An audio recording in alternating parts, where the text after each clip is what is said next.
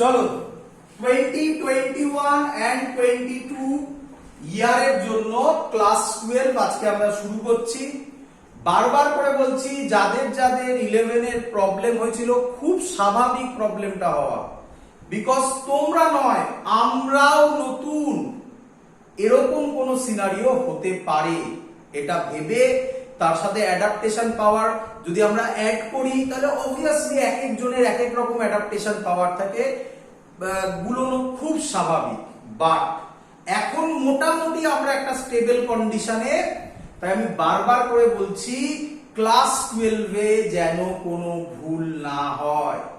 আমি যখন পড়াবো, যাদের যাদের ক্লাস 11 এ ড্রব্যাক আছে, আমি যখন যখন বলবো ক্লাস 11 এর এই পার্টগুলো লাগবে, সেগুলো হয় তোমরা আমাকে ডাইরেক্টলি বলবে যে স্যার এগুলো আরেকবার করে বলুন ক্লাসের মধ্যে, আমি তখনই বলবো, অর আমি সব ভিডিও আস্তে আস্তে পাবলিক করছি, তোমরা সেইখান থেকে সেই ভিডিও দেখতে পাবে। আমি মেনশন করে দেবো এই চ্যাপ্টারের এই পোরশন, সেখান থেকে গিয়েও তোমরা দেখতে পারো, অথবা ক্লাসে আমাকে বললে আমি ডাইরেক্ট তখনই করাবো।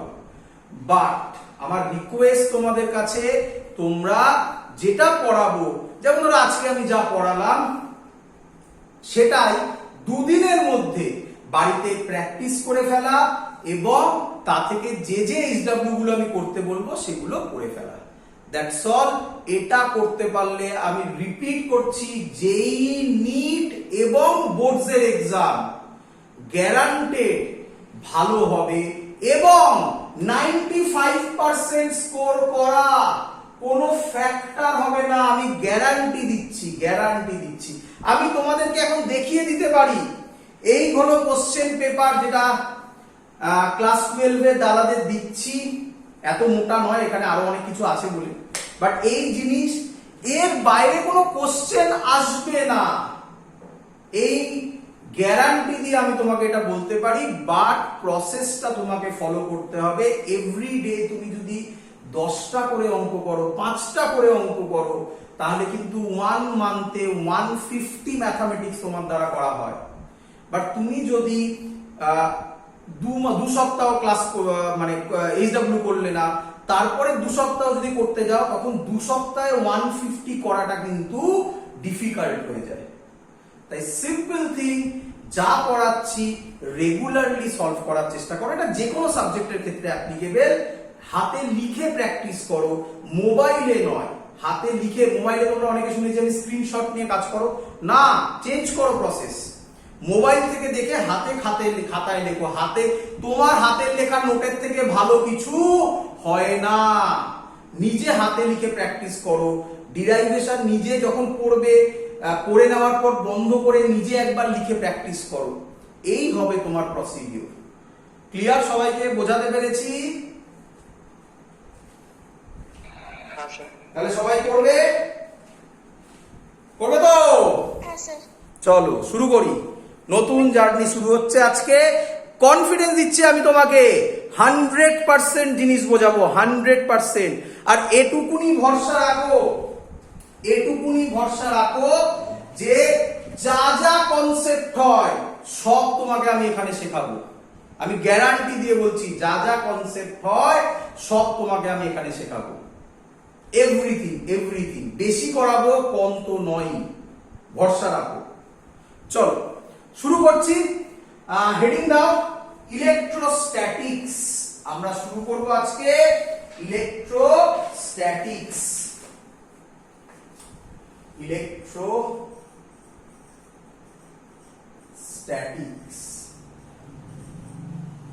এটা মানে কি? ইলেকট্রোস্ট্যাটিক্স মানে যার মধ্যে ছিল ইলেকট্রিক চার্জেস এন্ড ফিল্ড। আমি জানি তোমাদের অনেকের ডাউট আসছে, চিন্তা করো না, ধৈর্য ধরো, সব আমাকে বলতে দাও, সব ক্লিয়ার হবে। দেখ, এটা কোন পোরশনের আন্ডারে আগে বোঝো। আমি একসাথে 1 থেকে 7, তোমরা মনে করছো সিলেবাস লিখে নিয়েছো সবাই আগের ভিডিওগুলো থেকে দেখে। সিলেবাস গুলোতে পরিষ্কার আমি 1 থেকে 14 অবধি ভিডিও সিলেবাস লিখিয়েছিলাম। 1 থেকে 7 অবধি তোমার সামনে এখন ক্লিয়ার হয়ে যাবে যে কি ঘটনা ঘটতে চলেছে। চলো দেখো, যেটা আন্ডারে আমরা এখন করব তার নাম হচ্ছে, এটাকে বলা হয় অনেক ভাস্ট কনসেপ্টে বলা হয়, ব্রড কনসেপ্টে বলা হয় ইলেকট্রোম্যাগনেটিজম। ইলেকট্রোম্যাগনেটিজম এর মধ্যে কি কি আছে? এর মধ্যে আছে প্রথমে ইলেকট্রোস্ট্যাটিক্স। নাম শুনেই তোমরা বুঝতে পারছো, এক্ষুনি আমাকে বলবে ইলেকট্রোস্ট্যাটিক। ইলেকট্রো মানে এখানে চার্জকে বোঝাচ্ছে, স্ট্যাটিক মানে বলো রেস্ট। তাহলে এটা মানে হচ্ছে charge is at rest. Sir কত অবধি এটা হবে, কত অবধি এটা হবে? তোমরা যদি সিলেবাস ওয়াইজ দেখো তাহলে 1 আর 2 নম্বর এটাতে কভার করে। লাস্ট যেটা সেটা আমি লিখছি, আর পুরো লিখছি না, লাস্ট দেখতে ছিল ক্যাপাসিটেন্স। এই ক্যাপাসিটেন্স অবধি সব জায়গাতে চার্জ কি থাকবে? রেস্টে থাকবে। তাহলে 1 আর 2 তে চার্জ রেস্টে থাকবে। এখানে কোথাও চার্জ ফ্লো নিয়ে কোনো কথা বলা হবে না, তবে হ্যাঁ ইনিশিয়ালি একটু কিছু কারেন্টের কথা বলবো ইউনিটের জন্য, ডাইমেনশনের জন্য। তাছাড়া চার্জের মোশন নিয়ে কোনো কথা বলবো না। এটা যদি ইলেকট্রোস্ট্যাটিক হয়, স্ট্যাটিক মানে রেস্টে, তাহলে তোমরা বলো এর পরেরটা কি হবে? ইলেকট্রো, বলো কি হবে? ভেরি গুড, এই তো দেখতে পাচ্ছ, তোমরাই বলছো ইলেকট্রো ডাইনামিক্স। তাহলে ইলেকট্রো ডাইনামিক্সে কি হবে বাবা? Charge is in motion. আচ্ছা, এর আন্ডারে স্যার কি কি আসবে? এর আন্ডারে স্যার কি কি আসবে? এর আন্ডারে আসবে কারেন্ট, ইলেকট্রিসিটি, 2-3 থেকে শুরু হয় মনে হয়। Current, electricity, magnetism. আমি আর লিখছি না নাম, এগুলো তো আর অত মনে নেই। ম্যাগনেটিজম নাম্বারগুলো কি ছিল? তারপরে ছিল ইলেকট্রোম্যাগনেটিজম, ইলেকট্রোম্যাগনেটিক ইন্ডাকশন, শর্টে লিখলাম ইএমআই, ইলেকট্রোম্যাগনেটিক ইন্ডাকশন। এন্ড সবার শেষে এসি। তোমরা দেখো এসি মানে অল্টারনেটিং কারেন্ট। আমার যতদূর ধারণা অল্টারনেটিং কারেন্ট 7 এ ছিল, 7 পয়েন্টে ছিল সিলেবাসে। রে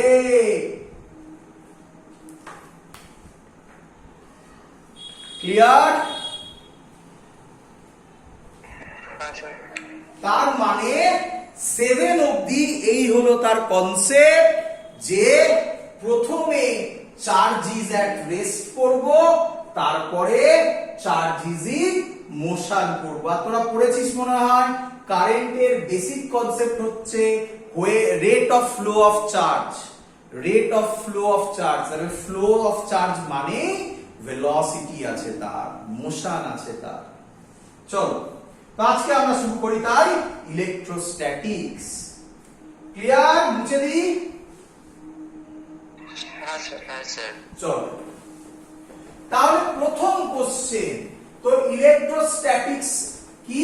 চার্জ। সব কোথা থেকে আসছে বাবা? তাহলে চার্জ থেকে আসছে। তাহলে হোয়াট ইজ চার্জ? প্রথম কোশ্চেন তো এটাই, হোয়াট ইজ চার্জ। আচ্ছা, এগুলো আমি যা বলছি এগুলো কিছুই পরীক্ষায় আসবে না, বলে দিচ্ছি আমি। কোশ্চেন বলতে বলতে যাবো সব, এটা ইম্পর্টেন্ট, এটা পড়তে হবে না, এইভাবে করতে করতে যাবো। তো এটা পরীক্ষায় এগুলো কিছু আসছে না, এগুলো তোমার কনসেপ্টকে ক্লিয়ার করার জন্য। যেখান থেকে পরীক্ষায় আসবে আমি মেনশন করে দেবো। আজকে আমরা একটা পোরশন করব যেটা পরীক্ষায় আসে, খুব আসে। চলো, তো হোয়াট ইজ চার্জ? প্রথম কোশ্চেন।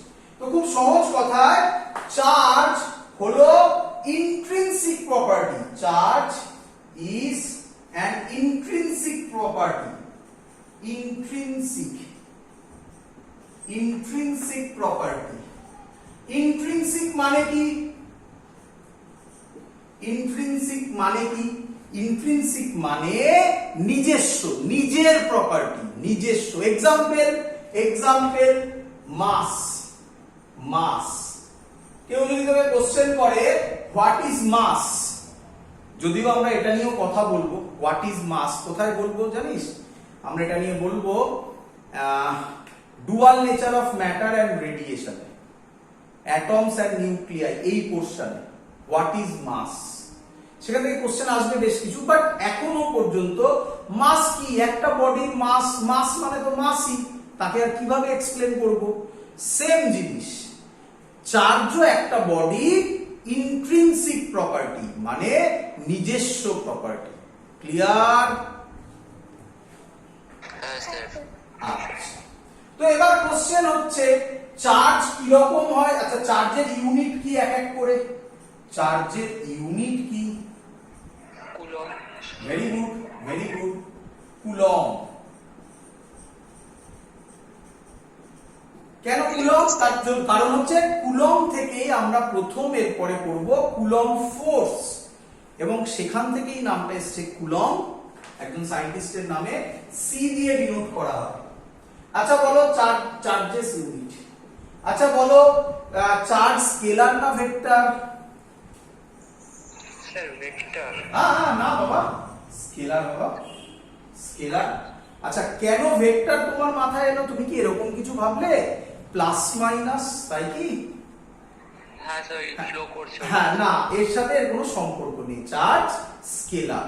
চার্জ দু ধরনের হয়, দেয়ার আর টু টাইপস অফ চার্জেস, একটা হলো প্লাস আর একটা হলো মাইনাস। তো আমি এখানে এভাবে লিখি, প্লাস আর প্লাস দুজন দুজনকে একদম দেখতে পারে না, জানো তোমরা এগুলো। তাহলে কি ফোর্স হবে? রিপালশন হবে, রিপালসিভ ফোর্স হবে বা রিপালশন হবে।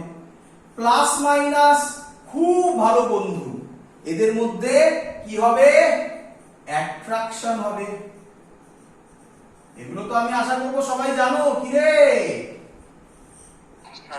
মাইনাস মাইনাসও কি হবে?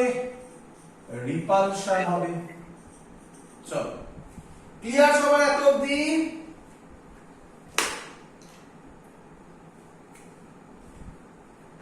হ্যাঁ স্যার।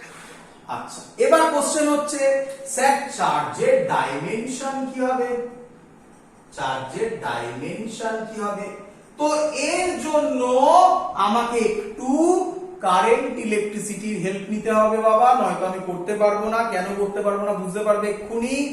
বাট এরপর থেকে, রিপিট করছি, ভালো করে শোনো, এরপর থেকে আমরা কিন্তু কখনোই ইলেকট্রোস্ট্যাটিক্সে চার্জ ইজ ইন মোশন বলতে পারি না।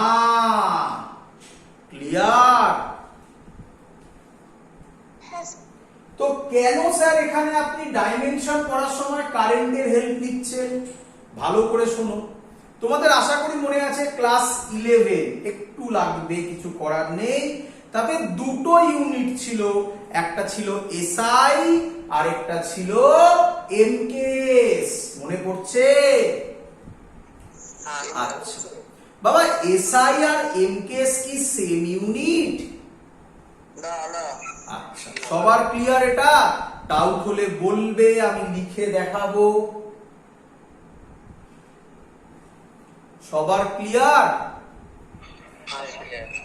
আচ্ছা চলো, এসআই তে কটা ইউনিট থাকে?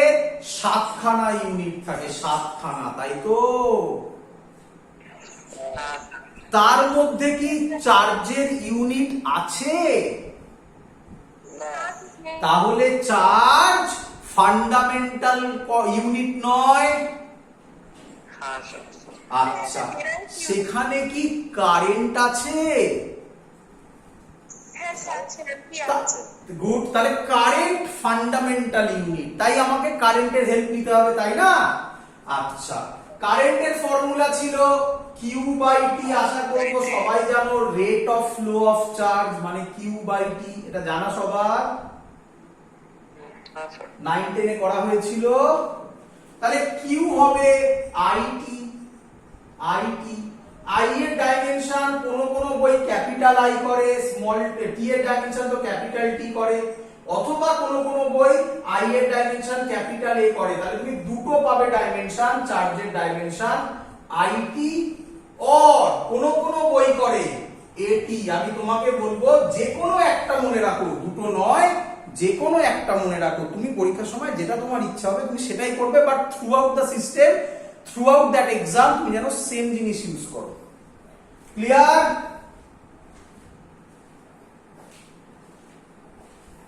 হ্যাঁ স্যার। চলো এগোই তাহলে আমরা আরেকটু। আচ্ছা, তাহলে মুছে দিলাম। এবার আমরা যেটা করব তার নাম কনজারভেশন অফ চার্জ। কি করব?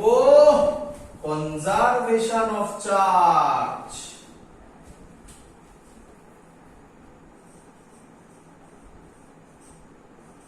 কনজারভেশন অফ চার্জ আসবে না পরীক্ষায়?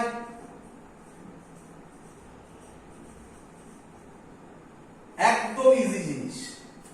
প্রথম কথা, কনজারভেশন অফ চার্জের সেরকম কোনো থিওরি নেই এক্সপেরিমেন্টালি প্রুফ করা।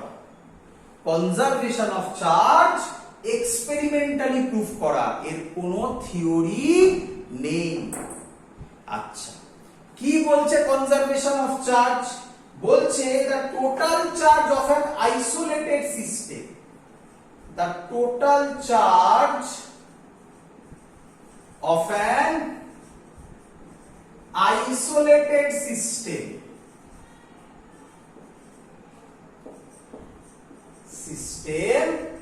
remains constant, remains constant। Isolated system মানে কি স্যার?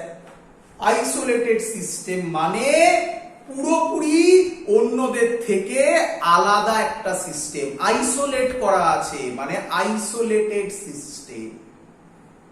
বোঝা গেছে? হ্যাঁ স্যার। চলো। হ্যাঁ স্যার। আচ্ছা, এর মানে কি বলছে ভালো করে শোনো। ধরো আমার কাছে একটা সিস্টেম আছে, আমার কাছে একটা সিস্টেম আছে, তার মধ্যে 2 কুলম্ব, 8 কুলম্ব, 4 কুলম্ব চার্জ আছে, 5 কুলম্ব চার্জ আছে। ক্লিয়ার?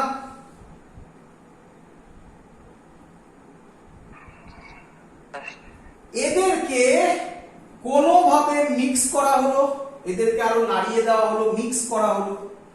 করার পর দেখা গেল এই সিস্টেমে এখন এটাতে 4 কুলম্ব আছে, এটাতে 10 কুলম্ব আছে, এটাতে 2 কুলম্ব আছে, এটাতে কত হবে বলো? তাহলে কিভাবে বলবে দেখো, আমি ধরলাম এটা Q1, এটা Q2, এটা Q3, এটা Q4। তাহলে এদের এডিশন করলে যা হবে, এটা Q1 ড্যাশ, এটা Q2 ড্যাশ, এটা Q3 ড্যাশ, এটা Q4 ড্যাশ। এদের এডিশন করলেও সেম হবে, তাই তো? আইসোলেটেড সিস্টেম, যা টোটাল চার্জ, আইসোলেটেড সিস্টেম তাই পরে তাই থাকতে হবে, তাই তো? তাহলে এবার বলে ফেলো কত অ্যানসার হবে? 2 plus 8 plus 4 plus 5, Q1 dash 4 plus 2 plus 10 plus Q4 dash 14 16 10 14 19 Q4 dash 3 coulomb. বলো বুঝলে কিনা?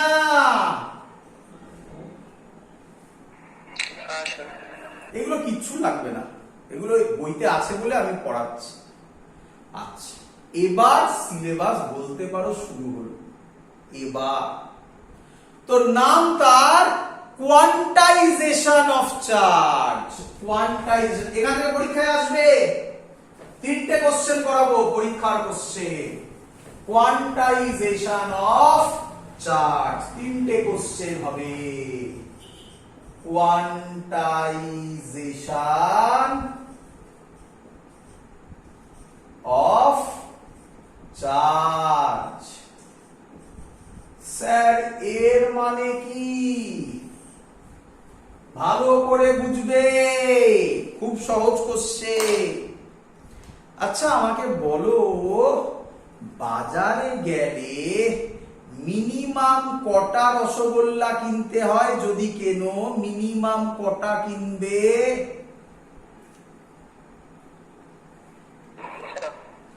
একটা। ঠিক তারপরে কটা কিনবে? দুটো। দুটো। তারপরে কটা কিনবে? তিনটে। তিনটে। কোনটা পসিবল নয়? হাফ। কোনটা কেনা পসিবল নয়? হাফ। হাফ। Very good. মানে হাফ, 3.4 এরকম কিছু। তাহলে এটাকে আমরা বলি রসগোল্লাস আর কোয়ান্টাইজড। এখানেও তাই, ভালো করে শুনবে। স্মলেস্ট অ্যামাউন্ট অফ চার্জ যেটা, সেটাকে বলা হয় ই, ইলেকট্রনের চার্জ। একটা ইলেকট্রনের চার্জ কত? 1.6 into 10 to the power -19 coulomb. ইলেকট্রনকে আর ভাঙা যায়নি এখনো, তাই একটা ইলেকট্রনের চার্জ 1e, এটা হচ্ছে কনস্ট্যান্ট একটা কোয়ান্টিটি, এর থেকে কম পসিবল নয়। ইলেকট্রনকে ভাঙাও যেহেতু যায়নি, তাই এর পরের চার্জ হবে 2e, তারপরের চার্জ হবে 3। বলো বুঝছো কিনা? তাহলে চার্জকে সব সময় হতে হবে, স্মলেস্ট অ্যামাউন্ট অফ চার্জ হচ্ছে ই, তার ইন্টিগ্রাল মাল্টিপল। বলো বুঝলে কিনা? হ্যাঁ স্যার। একেই বলা হয় কোয়ান্টাইজেশন অফ চার্জ। মানে তাকে যে কোনো ভ্যালু পসিবল না, কিছু পার্টিকুলার ভ্যালু পসিবল, এটা হচ্ছে তার মিনিং। চলো যদি আমি এইভাবে বলি, তাহলে এটা 2e মানে কত হবে? 3.2 into 10 to the power -19 coulomb, এটা পসিবল। 3e মানে কত হবে? 4.8 into 10 to the power -19 coulomb, এটা পসিবল। এগুলো পসিবল। তাহলে লিখবো আমরা এবার, পরীক্ষায় দেবে what is quantisation of charge. আমরা লিখবো, কি লিখবো? দ্য স্মলেস্ট চার্জ, এখানে লিখছি the smallest charge that can exist independently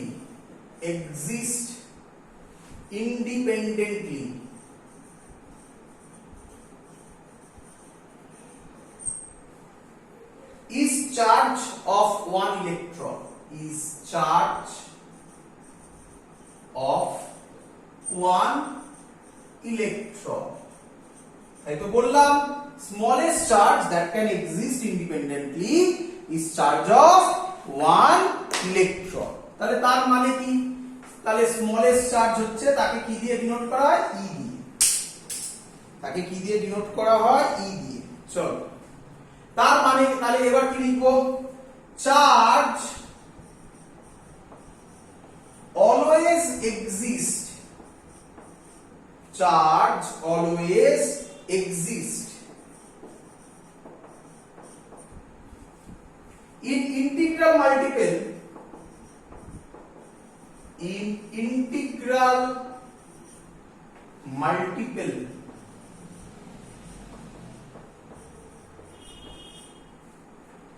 of fundamental charge, of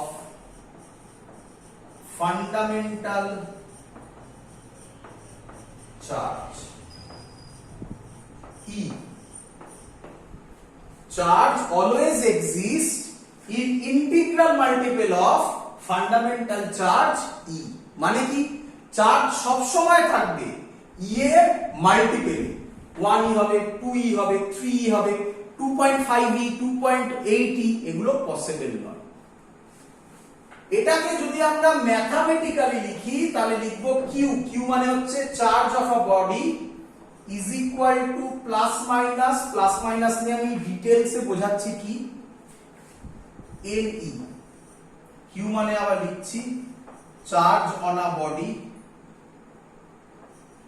charge on a body. N মানে হচ্ছে ইন্টিজার, আর ই মানে হচ্ছে smallest amount of charge, smallest amount of charge. সবার ক্লিয়ার এত অবধি? পরীক্ষায় তোমাকে লিখতে দেবে write down quantisation of charge or what is quantization of charge. Clear?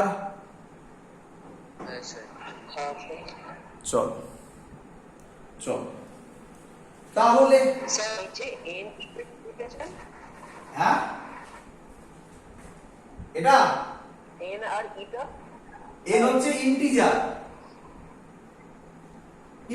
এই যে 2 হচ্ছে n এর ভ্যালু, 3 হচ্ছে n এর ভ্যালু, 4 হচ্ছে n এর ভ্যালু, ইন্টিজার। হ্যাঁ স্যার। আর ই এরটা? ই হচ্ছে স্মলেস্ট অ্যামাউন্ট অফ চার্জ, এই যে লিখেছি ফান্ডামেন্টাল চার্জ, একই কথা। স্মলেস্ট অ্যামাউন্ট অফ চার্জ লিখতে পারো অর ফান্ডামেন্টাল চার্জ ই, এই যে। আচ্ছা স্যার, বুঝতে পেরেছি। ক্লিয়ার? হ্যাঁ স্যার। আচ্ছা, এবার পরীক্ষার কোশ্চেনে আসছি। একটা কোশ্চেন তো বলে দিলাম what is quantisation of charge, but এখান থেকে কিছু প্রবলেম দেয়, ছোট ছোট প্রবলেম, পারবো আমরা করতে সবাই আশা করব। আচ্ছা, তার আগে আমাকে বলো প্লাস মাইনাস এর মানে কি। তো সেটা বুঝতে গেলে আগে এটা বুঝতে হবে। বলো ইলেকট্রন আর প্রোটন, ইলেকট্রন মুভ করে না প্রোটন মুভ করে? বলো। ইলেকট্রন মুভ করে। Very good. ইলেকট্রন মুভ করে, প্রোটন মুভ করে না। কেন?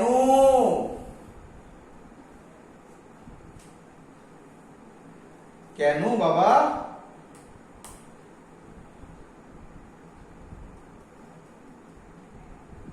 বলো। আচ্ছা, বলি ইলেকট্রনের মাস কত বলো? 9.1। এসব ভ্যালু কিছু মনে রাখতে হবে না, বাট করতে করতে আমাদের মনে থেকে যাবে, বাট পরীক্ষার ওরকম লাগবে না। 10⁻³ কেজি। প্রোটনের মাস কত? 1.6 × 10⁻27 কেজি। বলো কার মাস কম?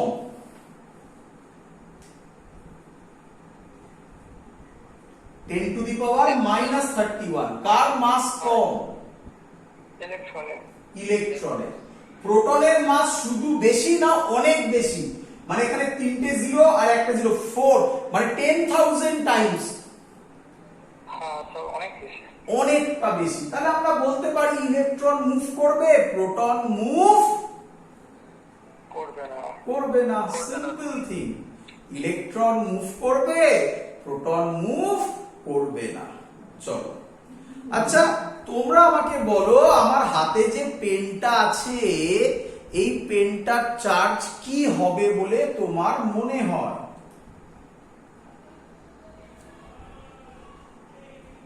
পজিটিভ, নেগেটিভ নাকি neutral? Neutral. Very good, neutral. আচ্ছা, কেন এটা নিউট্রাল হলো?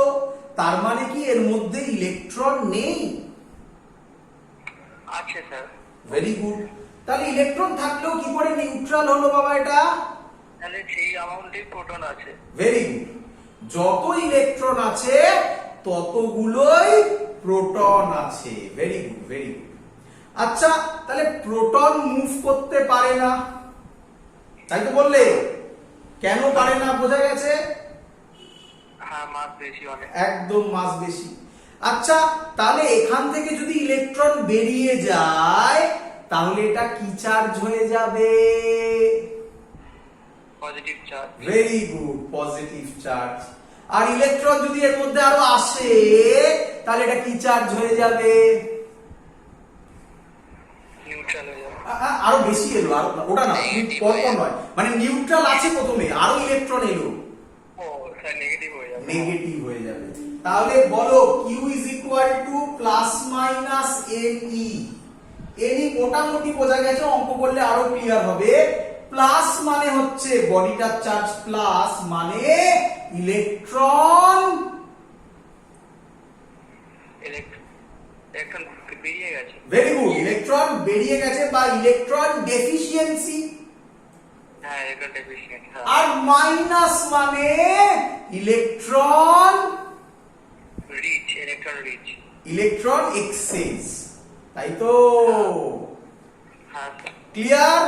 পরীক্ষার question the ISC, CBSE, West Bengal board, তিনটে বোর্ডেই পরীক্ষায় আসা কোশ্চেন দি। হ্যাঁ স্যার। চলো তোমরা অ্যানসার দেবে, কিন্তু আমি করব না, আমি শিখিয়ে দিয়েছি। প্রথম question, can 8.6 into 10 to the power minus 19 coulomb of charge be given to a conductor? বলো দেওয়া যাবে কি দেওয়া যাবে না একটা কন্ডাক্টরকে 8.6 into 10 to the power minus 19 coulomb of charge?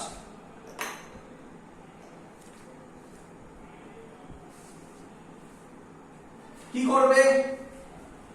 Q হচ্ছে প্লাস মাইনাস আর দেওয়ার দরকার নেই, এখানে শুধু এলই দাও। কিউ হচ্ছে 8.6 into 10 to the power minus 19 is equal to এর ইটা তলায় আসবে। চার্জ অফ এন ইলেকট্রন সবার জানা 1.6 into 10 to the power minus 19। তোমার কি মনে হয় এটা এটা কেটে গেল, তোমার কি মনে হয় 8.6 by 1.6 কোনোদিনও ইন্টিজারে আসবে? না স্যার। না স্যার। তাহলে আমার ক্যালকুলেট করার দরকার নেই, আমি লিখে দেবো n not is equal to integer।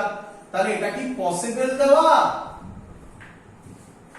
না গুড, পেয়ে গেছো অ্যানসার।